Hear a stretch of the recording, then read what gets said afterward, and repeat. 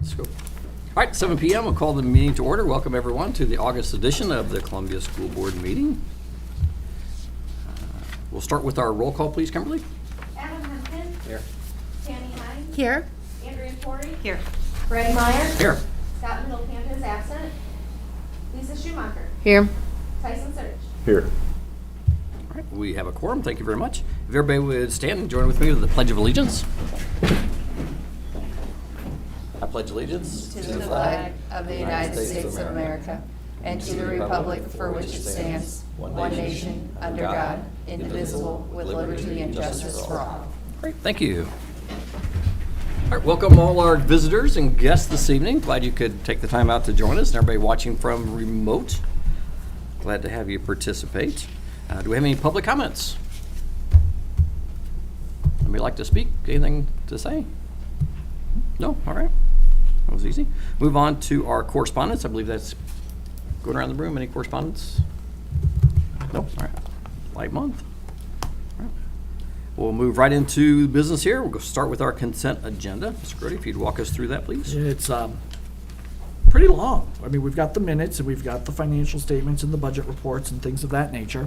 But the employment, this has been one crazy summer, I must say. It's just been person after person. So we've got 11 employee educational support personnel and 3 certified. I see that Dana is here, she's our new high school business person, and Patrick Bellinger, our interim high school assistant principal, is here. He started Monday, so we're thankful to have him. Right now, we still need a school psychologist. We have one in district, and she'll be able to cover some things, but we had 2 previously, and we'd like to have another one. We need some parapros, and when I say some parapros, we are currently still in the process of moving people around and trying to make sure that all of the children's needs are met. We need a cook, at least one cook, and the high school is still without a nurse. Our nurse that we had last year had that baby, and she did not return to us. She's going to stay at home, so we wish her best of luck there, but we do still need a nurse. Given all of those things, administration recommends the board approve the consent agenda as presented.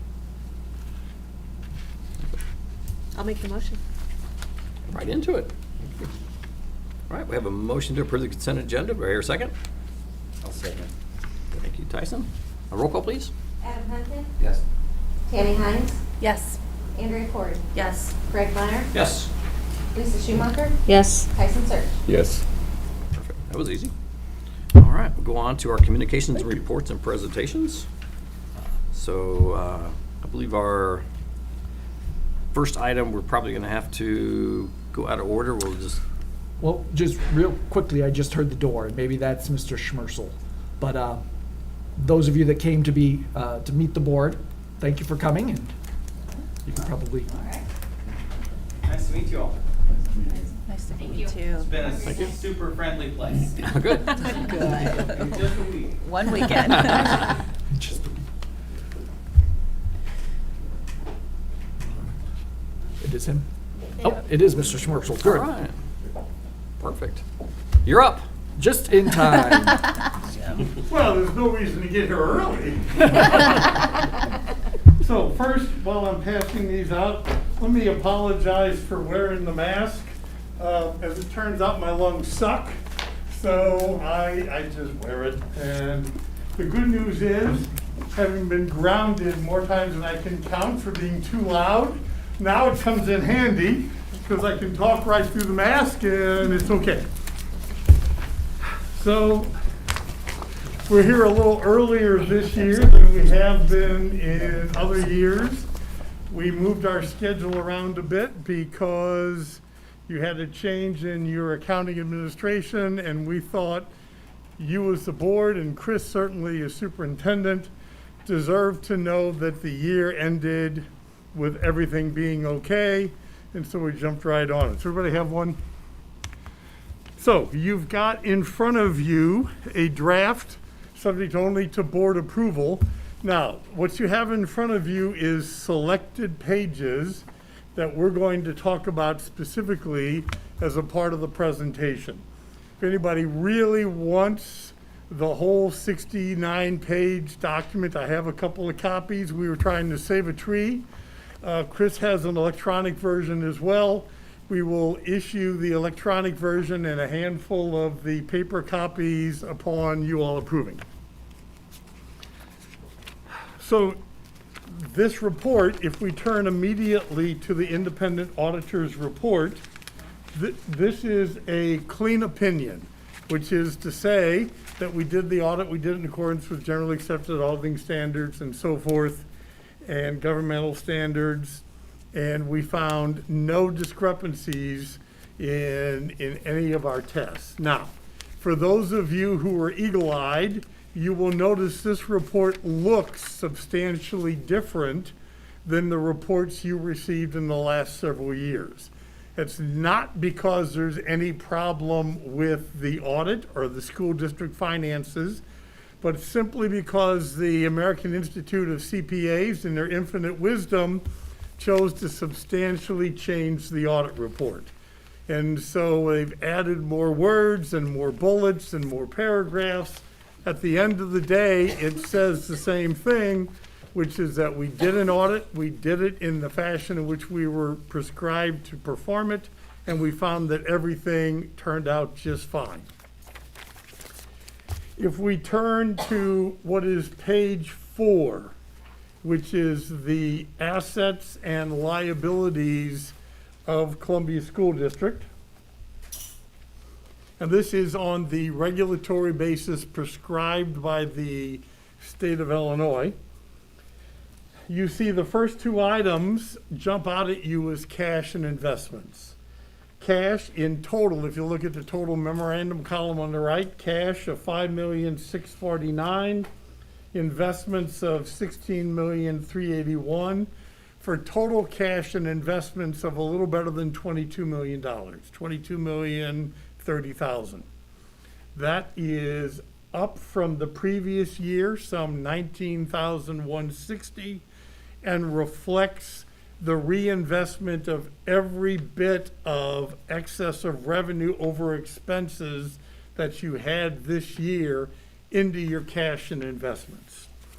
What's more, as you've attempted to capture better interest rates, you've actually moved monies out of your regular cash into your investments. So of the, and we'll see the number in a bit, of the roughly 2.7 million excess that you had this year, every bit of that went into investments plus, so that your investments are actually up $3,350,000, and your cash balance in the various funds is actually down a bit from 6.1 million to 5.6. Now, all of the funds but one showed an increase in their fund balance, which is to say on the cash basis, an increase in their cash and investment position. The only fund you have that did not show an increase in your cash and investment position was the Fire Prevention and Safety Fund. The Fire Prevention and Safety Fund spent monies on capital items in excess of that current year's collections of tax levy, and we'll see that in a minute. Of course, you still ended the year with some $400 and almost $30,000 of net equity in the Fire Prevention and Safety Fund. That fund spent, well, last year that fund spent some $50,000 on the once every 10-year architectural study to ensure that safety standards at the school were up to snuff. This year you spent, in that fund alone, $30,000 in new fire panels and another $315,000 in tuck pointing. So those expenditures, which were in excess of the tax levy for that particular year, is what caused the expenditures to go down. Now, those two expenditures, the $30,000 in fire panels and the $315,000 in tuck pointing, were all capitalized, and so they show up in the general fixed assets column, which is two columns to the right of the Fire Prevention and Safety Fund. general fixed assets for Columbia School District sit at the end of the year net of depreciation. And remember, depreciation is the non-cash estimate of wear and tear on your fixed assets over time. Net of depreciation, your fixed assets sit at $28,721,000. We've seen those balances increase substantially for several years. They're actually down this year, which is to say, you spent about $900,000, just a little bit short, in capital assets. You had depreciation of about $1.8 million. So net, that fixed asset fund is down by some $900,000, even though, as I said, you spent almost $900,000 in fixed assets. At $900,000 you spent, we talked about $315,000 in tuck pointing. We talked about the $30,000 fire panels. You spent another roughly $150,000 on buses, another $95,000 on parking lot refurbishment. You had $110,000 in computer upgrades, which is a constant in this day and age, and $85,000 or so in security cameras in 3 of the schools. So those are the major expenditures that led to that some $900,000 in capital assets. Next to the fixed asset group, you see general long-term debt. And I'm going to take you down to the liability section. Under the regulatory basis for the state of Illinois, the only liabilities we show are taxes and, payroll taxes, of which you have really none, and the bonds. Your bond balance as of the end of the year was $8,830,000. Now, as we'll see, that is reflective of scheduled principal payments all in December of this fiscal year, scheduled principal payments of $3,310,000, as well as some roughly $160,000 in interest payments. That principal amount of $3,310,000 is substantially driven by the 2020 bond issue that you issued in connection with substantial improvements in the last couple of years. Of that $3,310,000, $3,150,000 of that is specifically principal payments associated with those 2020 bonds. You have 3 bonds outstanding, 14, 17, 20. Next year, you'll have principal payments of some $3,345,000, of which again, almost all of it is those 2020 bonds. And at this rate, you'll have that bond issue paid off in really record time. So that is your assets and liabilities. If there's no questions, I will turn to page 5, which is your revenues and expenses. And let me first take you to the answer, which if you go to the far right column, which says total memorandum only, that's the total of all your funds, you will see that you had an excess of revenues over expenses, third number from the bottom of that column, of $2,776,000. That was generated as a result of $31,675,000 in total revenues from all sources for the school district, and then expenditures of all types of $28,899,000, almost $29 million. Now let's talk about the $31 million and change, $31,675,000 in revenue. Of that amount, $5.5 million is state on behalf payments. Those are revenues and expenses of equal amount that the state spends on your behalf, and so they get reflected as both. That leaves you then with another roughly $26 million in revenues from other sources. The biggest single amount of that, as you would expect, is your real estate taxes, which came in at right at about 17.5 million this year. We'll glance at the real estate detail in a moment, but 17.5 million is real estate, of which it's over $1 million up from the previous year. Monroe County was up by roughly $1 million. St. Clair County real estate taxes were up by roughly 100,000. So that left you with 17.5 million in real estate taxes. Replacement taxes for every governmental entity that we have seen this year for the state of Illinois were up dramatically. And that's simply reflective of the state of Illinois catching up from some COVID delays in tax collections. So your replacement taxes this year were 717,000. For perspective, last year that was 329,000. I'm sure you didn't budget for that much. I haven't seen a governmental entity yet that saw that coming to that extent, but that's the increase in that area. Many of the other areas of revenue increased because of COVID impacts last year as opposed to this year as you returned more to normalcy. So food revenues, for example, were 10,000 last year, 95,000 this year. Activities went from 125 to 165,000 this year. The Eagle Zone doubled from 45,000 to 96. Those are the revenue impacts you had. Preschool went from 75 to 130,000. All of those went into the total revenues. On the expense side, as we said, 28,899,000. 5.5 million of that is the state of Illinois payments on your behalf.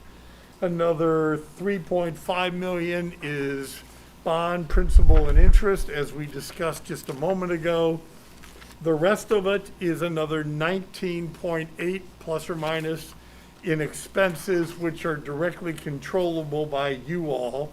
The lion's share of which, of course, is salary and benefits. Salary and benefits for the school district this year represented roughly 70% of your total expenses, and that reflected both increases in salary, you had raises baked into that, as well as what we saw was some 30 FTEs over and above what you had in the previous year.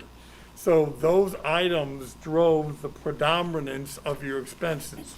The other big change in your expenses was all the items you would expect because of COVID. Utilities were higher this year than last year, travel was higher this year than last year, and so forth. So that drove your expenses, and as we said, 2,776,000 of revenues in excess of expenses. And the only fund which showed a deficit was the fire prevention and safety fund. I will keep going unless anybody has a question. The next page is just for you to get a chance to see the detail of your assessed valuation. I have a sense you all look at this pretty carefully. I know Chris studies it and makes sure all this comes in just fine. But we saw that you collected, as we said, 17.5 million of real estate taxes this year, which was actually a slight bit more than levied. And that's simply because you caught up on some of the past due amounts. Traditionally, Columbia and all the governmental entities within Columbia collect right around 100% every year, but it doesn't often go over 100%. So I think that means you give yourself an A+. The next page is 57, and that is to talk about your IMRF funding. And we've talked about this at various times in previous years. You have, in various years, seen either underfunding or overfunding. Now, neither of those is necessarily good or bad, although all things considered, I prefer overfunded to underfunded. But it's not unusual to have a pension liability that would be in excess of the assets that you hold. But in this particular case for you all, in 2021, you have a pension liability, which is the far left column, a pension liability of $13,280,000.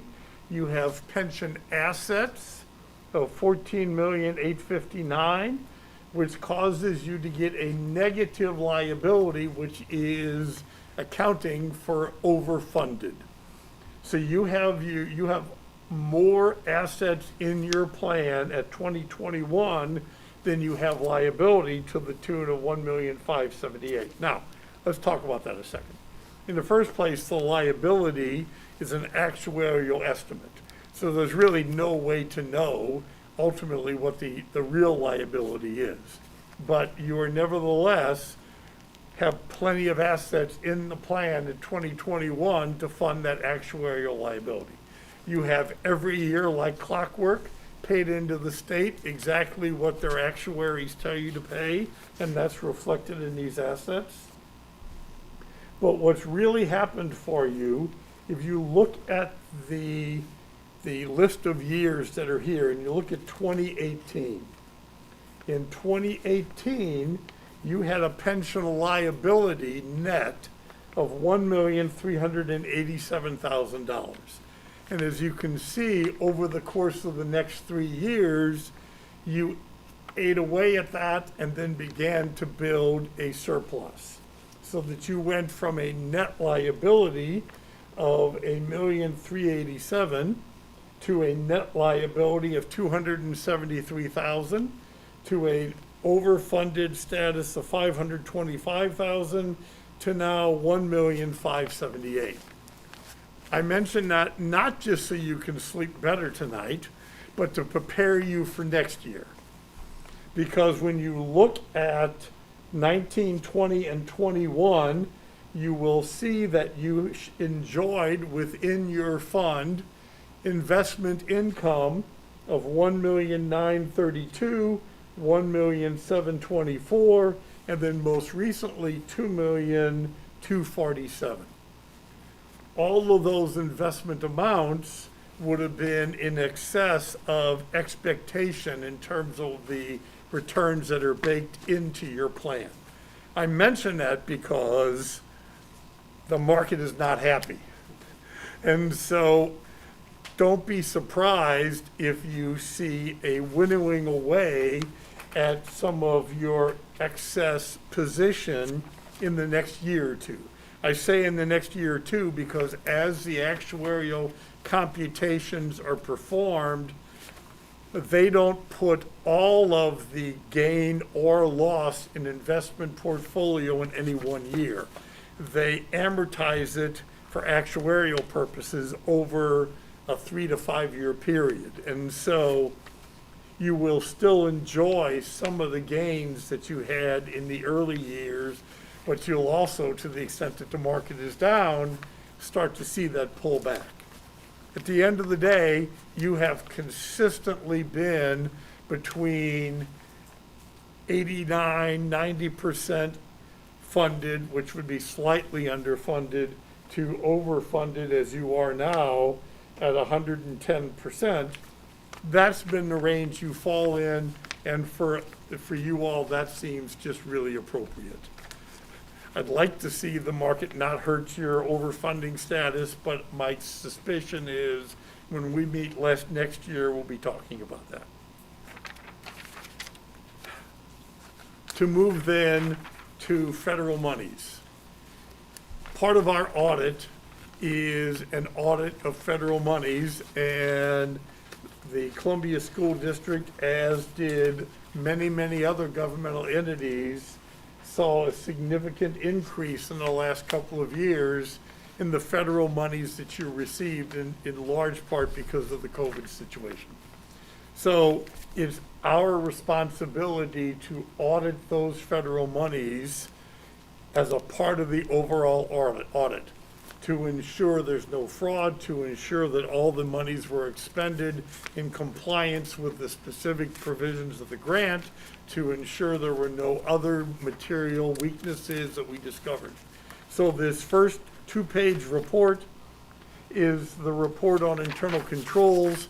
It's a clean opinion, which is to say your internal control structure is appropriate for a school district of this size and nature and provides protection over your assets. The next 2 pages is a detail of the federal monies you received and expended by program type and then by specific program number. And you can see on the second of those 2 pages, it's page 61, you received and expended over $2 million in 2021. The next page is some notes. Beyond that is another report on the compliance of your operation of the grants. And then finally, I'm going to take you to page 66. And on page 66, there are 7 questions, and they are all appropriately answered no. I'm on like sort of 4 pages from the end of this group of pages. It's 66 on the bottom. You gotta go past 67 and 68 to get to 66. Oh, did I put those out of order? Yeah. Oh, that's that, oh, so we did. I kept trying to get the piece of paper apart, but I found 66. Well, that's a special audit approach, but in any event, the summary of auditors' results, and I wanted to just say to you, it says no across the board. No material weaknesses identified for financial reporting, no significant deficiencies, no non-compliance material to the financial statements, no, in terms of the federal programs, no material weaknesses, no significant deficiencies, and no audit findings disclosed in accordance with 2 CFR 200.516A, which of course you all know what that is.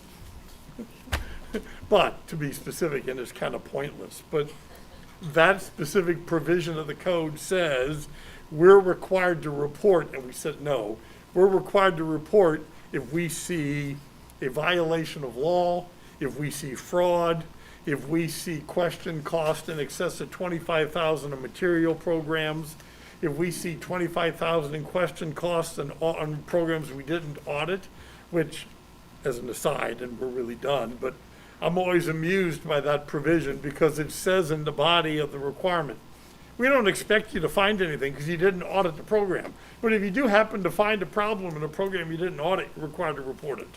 So, in any event, ladies and gentlemen, this is a very positive audit report. I should mention that we had complete cooperation of Chris and his staff. There were no disputes, no disagreements over accounting issues or access to records, no disagreements over the presentation of the financial statements. In all ways, the audit went textbook, albeit a bit time compressed because of the specific circumstances. And we're delighted to have been here in August, and that's all I have. Any questions?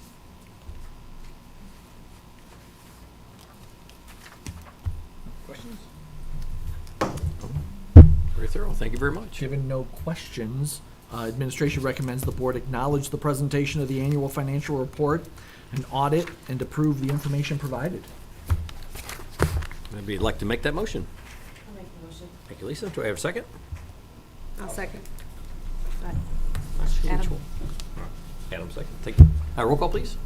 Tammy Hines. Yes. Andrea Corey. Yes. Greg Meyer. Yes. Lisa Schumacher. Yes. Tyson Search. Yes. Adam Hunt. Yes. Great.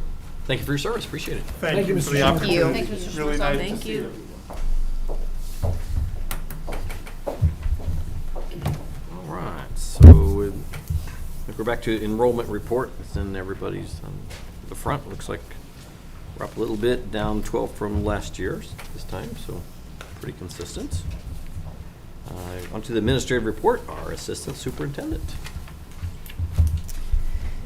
So I have kind of switched up, and I have some pictures to share with you tonight. I think that a picture speaks 1,000 words, and there's can kind of give you a better idea of what's been going on around here. So just kind of getting ready and preparing for the school year. several of our staff members gave up those last precious few days before school started to come in for professional development. We had math professional development. We had our de-escalation and crisis prevention training. We had our cafeteria head cooks coming in to do things. Bus drivers came in for pre-meetings and routes and all of that. So just a lot of people giving up those last few moments to come in and really make sure that we're being able to offer our students the very best this year. The other thing is a picture of the freshly waxed floors, which I will say is personally my absolute favorite thing at the start of every year. But I think it just goes to show how incredibly hard our custodial and maintenance staff worked all summer.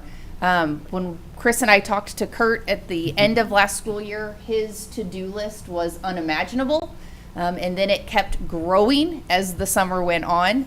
And to see everything that they were able to accomplish, I just think is amazing. They're still working hard trying to get some more things knocked off that list. But, you know, all of our departments, everyone in the district worked really hard over the summer to make sure that we were ready to go this week. We had open houses or freshman orientation. So one of my favorite pictures is this one down here. So Steve Lake, who is our head of transportation, that's him at our Eagle View open house. Eagle View is, you know, as you work through, right, those are all the excited parents and the nervous parents, and they have lots of questions, and the building is packed. But at one point I laughed and I said, I think Steve was probably the most popular person in Eagle View that night. His line, every time I'd come past him in the hallway, kept growing and growing. And I told Steve and Abby both later on that they remained incredibly even keel and calm. Had it been me at the table, I think I would have gotten overwhelmed and panicked. But our transportation department is just outstanding. They do a great job. And then, like I said, the other pictures, the top two are from open houses, and then the bottom one was actually our freshman orientation that our student council and our upperclassmen at the high school put on. And it was a really awesome day to see that many freshmen participate in all of the things they got to find out about the school to ease their fears about starting high school. And then we had opening day, which was very exciting. Our admin staff, so the picture up on the top left, our admin staff cooked pancakes, and we had fruit and some other pastries, but they were having their own little contest about flipping who could flip pancakes the best. They wanted to start seeing who could flip them the farthest, so that might be next year's contest of how far they can go. But they enjoyed it, and I think the staff really enjoys it as well. But it's just kind of a good reminder or a way for the administration to say thank you again to the staff. Just kind of serve them and do what we can for them. The picture in the bottom middle is a little harder to see. And I will give photo credit to Taylor Nickerson on that bottom middle picture. But that was just a picture of all of our staff. We start off in the cafetorium at the middle school with all of the staff there and have that breakfast and some opening words. And then the picture on the top right, Sarah McGinty had reached out to me and shared that one of the traditions pre-COVID was that we had a high school student come and sing the national anthem. And that was something that Chris and I were both unaware of as we were came into the district in the COVID era. So I appreciate her letting us know and sharing some of these pre-COVID traditions. I think that's really important. That's kind of what makes Columbia is a lot of those traditions. And so we were lucky enough to have our sophomore Noah Parker come and sing the national anthem for the whole staff to kind of kick off our back to school event. So it's been 2 days with the kids. I will say it's been 2 amazing days. And again, that just goes back to everything that people did over the summer to prepare and get ready for it. And just the incredible staff that we have here, the new additions, even though some came very last minute, have all been wonderful additions so far to our district. And so I'm really excited to see what the school year holds ahead of us. Thank you. Right. Mr. Grody. Yeah, I'm just going to echo a few of those things. It's the beginning of the year, and walking around the schools is great, but there's also when we pick up at the end of the day with the buses, they then go to Eagle View for what's called the transfer. And if you've ever been able to experience it, it's just outstanding because all the kids get on the buses, and then at Eagle View they get off. They get off and they have to transfer to the bus that they have, and we all have our sheets of paper and we're telling kids where to go and everything. And it's just a well-oiled machine. But standing there was a child who wasn't quite sure exactly what bus she was supposed to get on, and Mr. Lake looked at her and said, "Where do you live?" She gave it, and he's like, "Okay, that's bus number." And it was just the knowledge that they have and the smoothness that the Eagle View staff have with getting the kids everywhere and everything. I had a little boy who wanted to get off the bus because he was told to go find his kindergarten sister. And the bus driver's like, "Oh, no." And we're like, "The kindergartner will come." And the kindergartners came out and they got on the bus and he was happy to see his sister. But it's just, you see these moments and it touches you and it's wonderful. We, on Monday, had our first emergency planning meeting for the year. So while we're doing all those other meetings and getting ready for the instruction of the year, we're also meeting and talking about our emergency plans and our drills and things of that nature. We had some conversations there. We are reaching out to the 4E training, the people that do our 4E training, to see if they can do a security audit of the buildings. There were some discussions about what we want to do. It's, there's always something. And Highland Park School District, which is around Chicago, they had that shooting on the 4th of July. And so their school is currently doing some more lockdowns and things of that nature. And you think that it can't happen here, but you just got to be prepared for that. So we've been having those meetings, and I'll have more information for you with that. We will have executive session tonight, but there's no action coming out of it. I just need to talk to you about a few things. So with that, that's the superintendent's report. Great. Thank you. All right, move on for our items for action. The first one is to approve the 2022-2023 budget display. Yes, and this is putting the budget on display, and it'll be on display for 30 days. So I will remind everyone that next month's meeting is not the third Thursday, but the fourth Thursday, because you need to have 30 days where the budget's on display.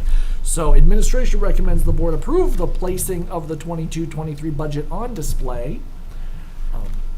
And if you approve that, then we'll talk about when we'll have the hearing, which will be the fourth Thursday next week. But Would anybody like to put the budget on display? With a motion. Yeah. You two are just battling it. I'll second. So, all right. Tammy first, you go second, Adam? Okay. Perfect, all right. Roll call, please. Andrea Corey, Yes. Greg Meyer. Yes. Lisa Schumacher, Yes. Tyson Surge, Yes. Adam Hempkins. Yes. Tammy Knight. Yes. And with that passed, we'll have to establish our time and date for the 2022 budget hearing. yeah, and so historically, we've always had it right before, at the normal time of the regular meeting, with the regular meeting to follow the hearing. Again, the budget's got to be on display for 30 days, so we're saying the fourth Thursday, which would be September 22nd at 7 p.m. would be a nice time for a hearing. Everybody good with moving the meeting and having the budget hearing on the September 22nd? I guess we need to make a motion to Yes. schedule our Approve that budget hearing. hearing, approve the budget hearing. Would anybody like to make that motion? I'll make the motion. Thank you. Didn't make me beg, I appreciate that. All right, we have a motion, do I hear a second? I'll second. Thank you, Lisa. This one is no money, so all in favor? Aye. Any opposed? Be at 7 p.m. Yes, ma'am. 7 p.m. Yes. Oh, perfect. All right, motion carries. All right. Item C is approval of the 2022-2023 safe return to in-person instruction and continuity of service plan and remote learning plan. Yes, this is one of those things that we got from our lawyers. The federal dollars that we get come with some strings. One of them is having one of these plans. And so administration recommends the board approve the safe return to in-person instruction and continuity of service plan and remote learning plan. It basically just says how we will treat COVID, and that masking is at this point optional. I believe there's a typo on the first page of this I already plan. told Kim changed Oh, did everything. she? Okay, Yeah. the date. Got it. No, the counties and the district are Oh. wrong. This Ah. says August 18th, 2002. Oh. That's probably wrong too, Yeah. A little So- retroactive. maybe. We'll change the date to make sure that we're in the right county. My apologies. With those modifications, though, Yeah.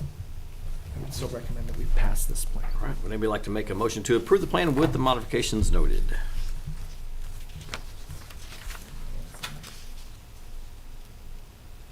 Anybody? I'll make the motion. Thank you, Tammy. Save me. All right, have a motion and a second? I'll second. Thank you, Tyson.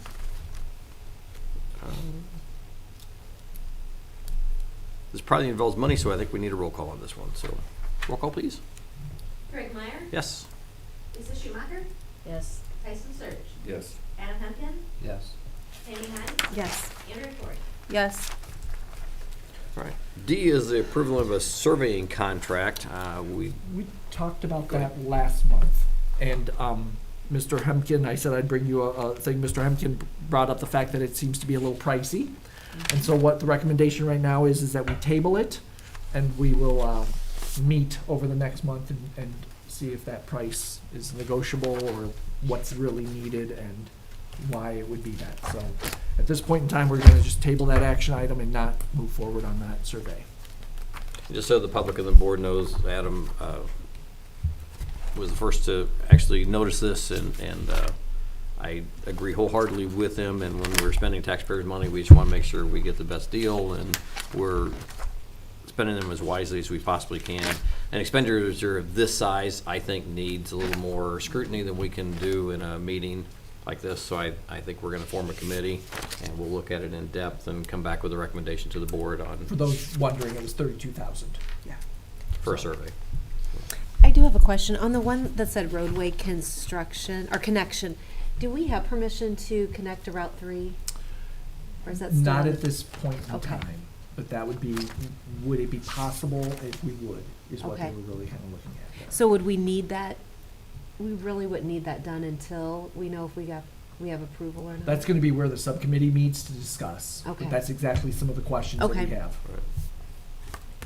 It is a very complicated matter to really iron out this quick. So I think the prudent thing to do is take a little time, look into it, find out what our options are, and then be able to answer these questions. So, Okay.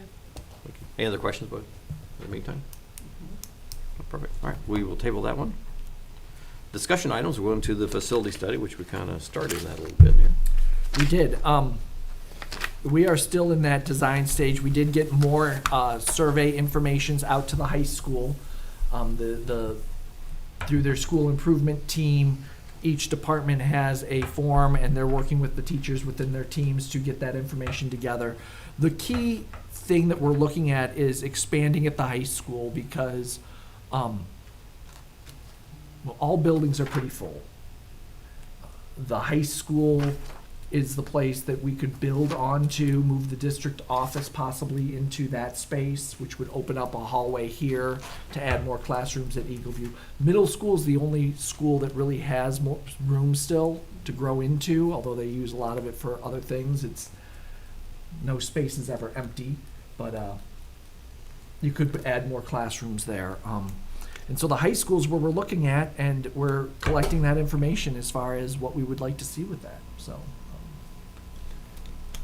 get more information soon. Any questions?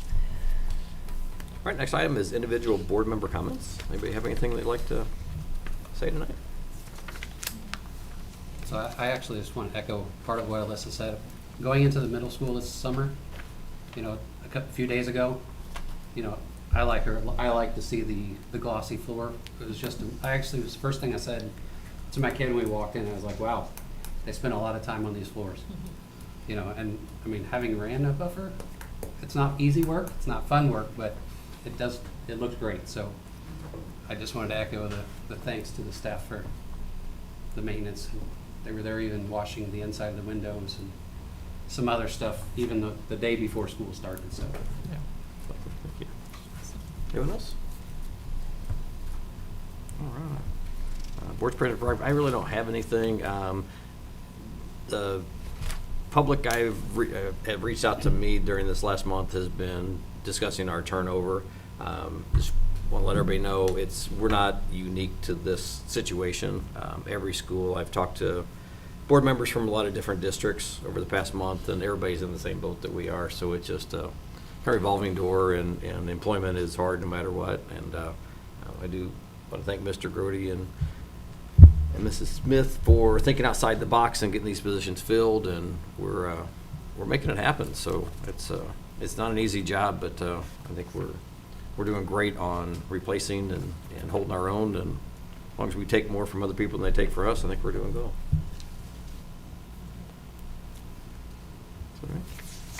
All right.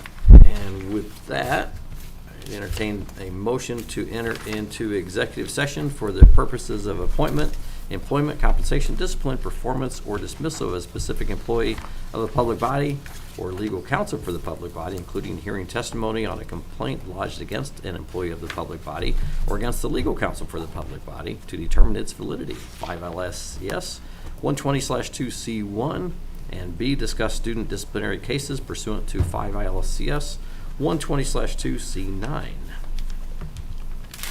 Anybody like to make a motion to adjourn into executive session? I'll make a motion. Thank you, Andrew. Do I hear a second? I'll second. Okay, roll call, please. Adam Hunter, Yes. Amy Hines. Yes. Andrew Floyd. Yes. Greg Meyer. Yes. Lisa Schumacher. Yes. Tyson Search. As Mr. Grody alluded earlier, there is no action expected from our executive session, so nothing's on the agenda. So really not a whole lot's going to happen afterwards. You all are more than welcome to come in and rejoin us and hear our motion to dismiss, but that is entirely up to you.